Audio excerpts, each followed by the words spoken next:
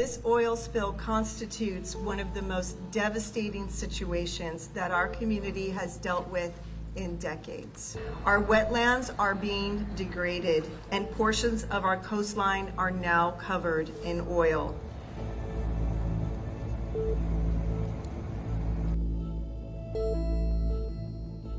There's oil deposits all along the shore.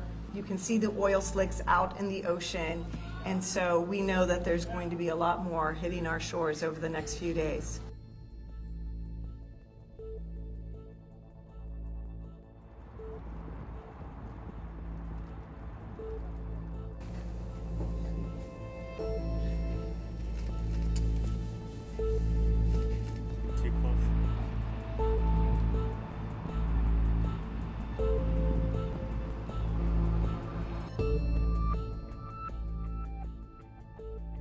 In the coming days and weeks, we challenge the responsible parties to do everything possible to rectify this environmental catastrophe.